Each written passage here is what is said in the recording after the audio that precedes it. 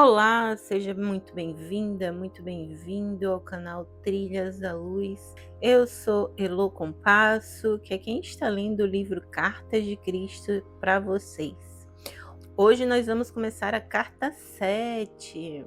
Se você ainda não é inscrito aqui no canal e gosta de conteúdos sobre espiritualidade, autoconhecimento, todo esse mundo místico que nos rodeia, então já se inscreve aqui no canal e ativa o sininho para você receber as notificações de sempre quando tiver um conteúdo novo. Se você também tiver alguma sugestão de conteúdo para a gente fazer aqui no canal, deixem aí nos comentários, que vai ser um prazer enorme preparar esses conteúdos para vocês. E também eu já vou pedir para vocês deixarem o like aqui nesse vídeo, porque dessa forma o YouTube entende que é um conteúdo interessante e ele encaminha para outras pessoas. Então, agora vamos começar a carta 7.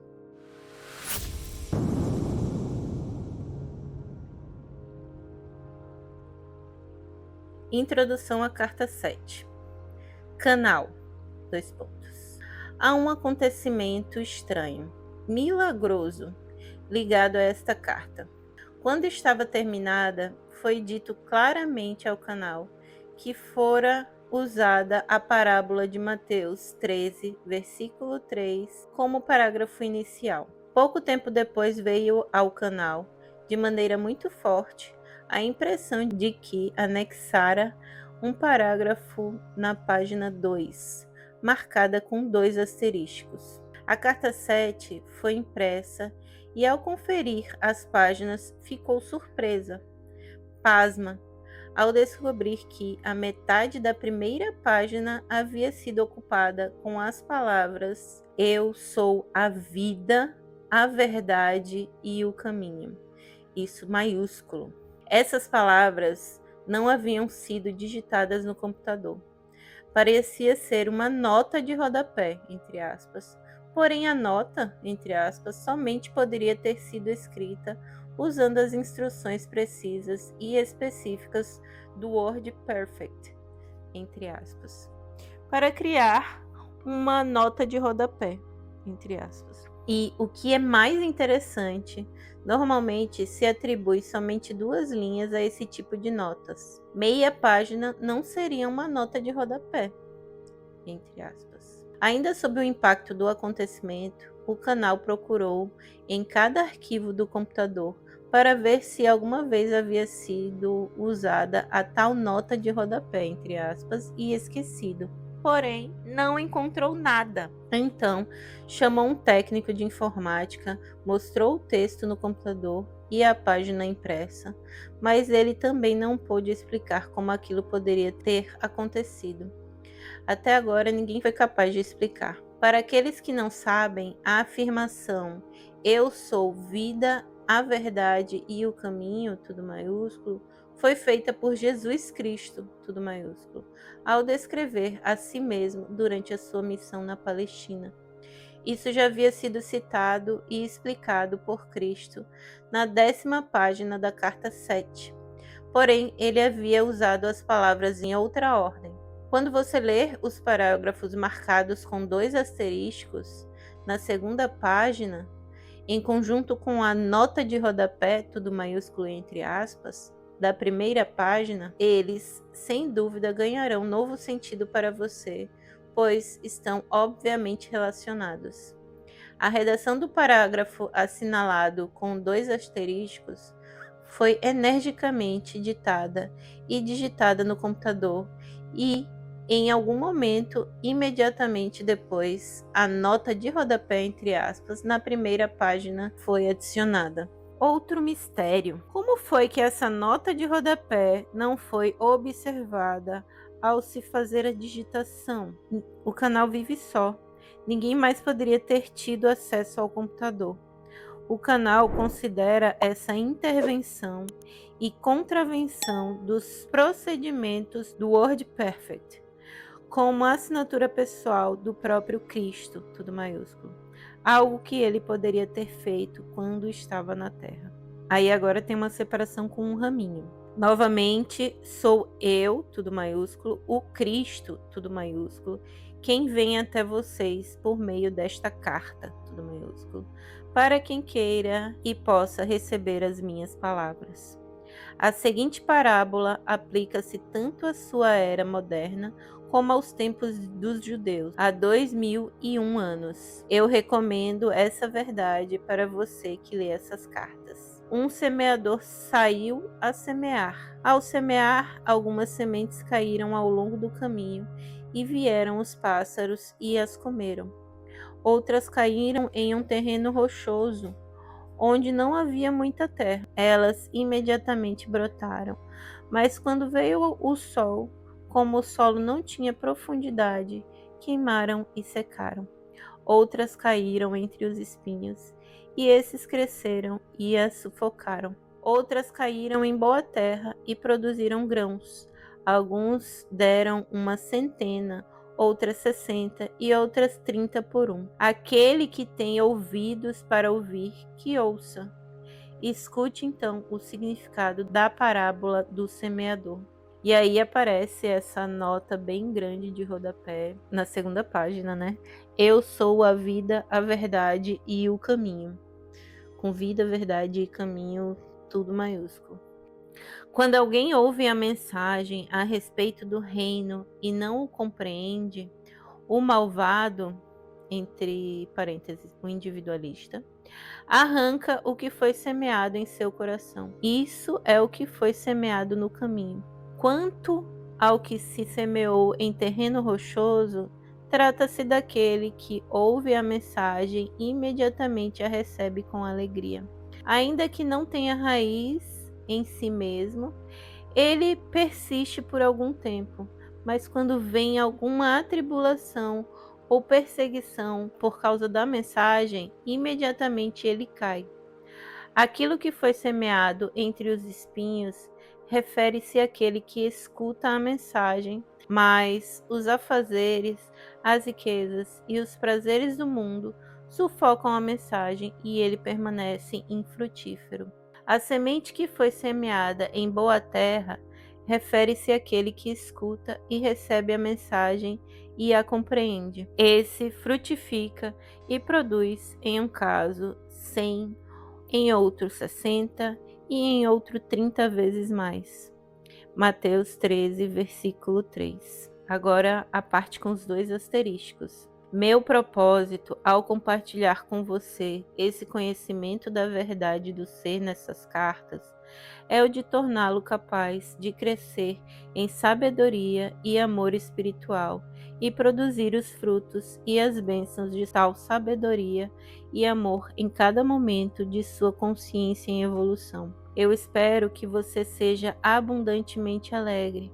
Portanto, vamos juntos arar o terreno humano de sua consciência, livrá-lo das pedras do deserto, quebrar os torrões da incompreensão com a profunda sabedoria, arrancar as ervas daninhas de seus padrões mentais emocionais negativos com a minha ajuda e fertilizar o solo de sua consciência com uma fé sempre crescente. Então semeie as mais belas sementes nascidas de suas percepções espirituais em evolução e de seu amor incondicional. A minha alegria será a sua alegria nesse esforço, e a sua alegria será agregada à minha alegria. Nessa unidade de propósito e conquistas, você finalmente sentirá que está de fato em meu espírito e que meu espírito está sendo derramado sobre você. Deste modo, nós experimentaremos a unidade daquele, tudo maiúsculo, do qual ambos extraímos a nossa individualidade. Meus pensamentos se tornarão os seus pensamentos, não contaminados pela sua consciência egóica anterior. E aí fecha o trechinho dos 2 asterísticos. Tenho descrito o processo, o caminho, ao longo do qual você viajará para alcançar os seus mais sublimes e perfeitos desejos do coração. Ainda que essa carta possa ser difícil de aceitar no princípio e que requeira tempo e esforço para ser plenamente compreendida, digo que ela é um elo forte entre a sua consciência e a minha. Em meu estado transcendente, posso fazer mais por você quando você me chama do que eu poderia fazer se voltasse à Terra em um corpo físico, em que você pudesse ver-me com seus olhos e ouvir-me com seus ouvidos, mas no qual a sua compreensão da verdade do ser seria talvez limitada. Por meio deste modo de contato com a sua consciência, você pode receber-me diretamente em sua mente e coração, quando as pré-condições para tal contato tenham sido atendidas. Pois digo verdadeiramente que, quanto mais tempo e meditação você dedicar a essas cartas, maiores possibilidades você terá de receber de mim diretamente a mais alta inspiração e instrução. A cada leitura dessas cartas, as suas próprias frequências de consciência se elevarão mais e mais em direção às minhas frequências de consciência espiritual. E no final seremos capazes de alcançar um verdadeiro lugar de encontro de consciências. Então a sua vida frutificará em abundância. Para explicar por que isso é assim, devo dizer que minha consciência desce através de muitos planos diferentes de frequências vibratórias para atender às necessidades daqueles que buscam ajuda e inspiração. Os muitos diferentes planos de consciência pelos quais atravessa minha consciência são todos distintos uns dos outros. Cada nível de frequência de consciência cria e se manifesta como diferentes condições de existência, uma vez que as mais altas e as mais baixas frequências vibratórias são produzidas por padrões ou formas de consciência espirituais, mentais, emocionais, mais altas ou mais baixas. Por padrões altos ou baixos, quero dizer aqueles que estão mais próximos ou mais distantes da intenção da consciência divina. Como você sabe, cada frequência de vibração de ondas sonoras produz a sua nota e tom próprio, único e individual.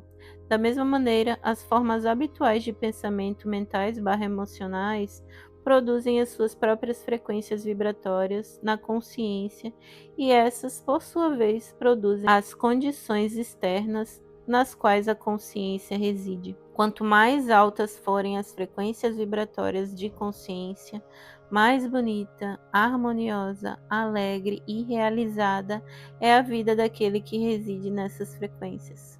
Quanto mais baixas forem as frequências, mais dura, amarga, áspera e miserável é a vida daquele que está em ressonância com tais frequências. Sua vida é marcada pelo desastre, privação e brutalidade. Quanto mais alta for a frequência vibratória de consciência, mais espiritualmente amoroso e belos são os pensamentos, a imaginação criativa, as ideias, a beleza da cor e das formas de vida, porque eles estão se aproximando cada vez mais da dimensão da consciência universal, tudo maiúsculo, onde as frequências tornam-se tão elevadas que elas se nivelam e entram em um poderoso equilíbrio. O todo poder, tudo maiúsculo, da consciência universal, tudo maiúsculo, a fonte de todo ser, o amor, tudo maiúsculo. Para você, as condições externas podem parecer ser aquelas nas quais reside o corpo, porém, na verdade, é a consciência que mora no interior, que experimenta e responde às condições externas. O corpo não é mais do que o veículo que torna visível aos demais a consciência humana, e a condição do veículo em si é uma manifestação do nível da consciência espiritual, mental, emocional que o habita. Portanto, como eu disse antes, como observador da necessidade individual e em respostas aos apelos por ajuda, a minha consciência desce através de vários níveis de consciência existencial para alcançar o suplicante sincero, pois, para dar as respostas, primeiro devo receber as necessidades. E como disse há pouco, essas cartas são um elo, um meio para sua comunicação com a minha consciência, a fim de capacitá-lo a ser espiritualmente atraído e torná-lo mais receptivo, e então compreender profundamente e usar todo o conhecimento que desejo compartilhar com você para subir a escada da consciência espiritual até os níveis máximos da consciência crística, tudo maiúsculo. Uma vez que eu estou próximo do equilíbrio perfeito, tenho o poder espiritual da consciência universal, tudo maiúsculo, em um grau próximo do perfeito. Estou impregnado com a natureza da consciência universal. Portanto, toda a minha consciência permanece como puro amor, tudo maiúsculo, incondicional. Apesar dos pensamentos ou palavras das pessoas, suas crenças ou não crenças, amor ou ódio, aceitação ou rejeição a mim.